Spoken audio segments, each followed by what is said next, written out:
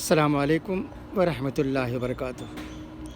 ہم کہتے ہیں کہ مسلم لڑکیوں کو مرتد ہونے سے بچاؤ۔ بات بالکل ٹھیک ہے، ہمیں انہیں بچانا ہی چاہیے، مگر وہ کیوں مرتد ہو رہے ہیں؟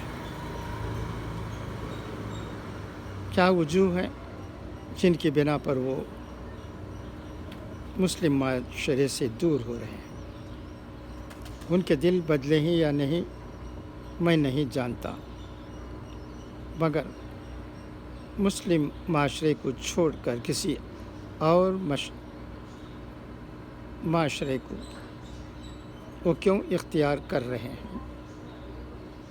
اس پر بھی ہم سب کو، خاص کر ہمارے علماء کرام کو غور و فکر کرنے کی ضرورت ہے۔ پسماندہ طبقہ جب بھی کسی کی طرف سے مدد پاتا ہے تو اس کی طرف وہ مائل ہو جاتا ہے۔ اس طرح زمانے سے کام ہوتا ہے۔ میں ڈیٹیل میں جانا نہیں چاہتا، مختصراً یہ کہنا چاہتا ہوں کہ مسلم لڑکیاں جو کہ ہم سنتے ہیں کہ مرتد ہو رہی ہیں،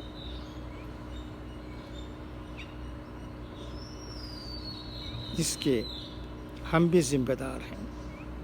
اگر ہم انہیں معاشرے کا حصہ مانتے،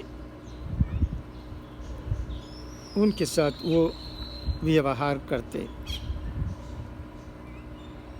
جس کی اسلام میں حکم ہے، انہیں کفر میں الجھائے بغیر جہیز لیے ہمارے لڑکے ان کے ساتھ شادی کرتے اور انہیں یہ احساس دلاتے کہ وہ بھی ہمارے معاشرے کے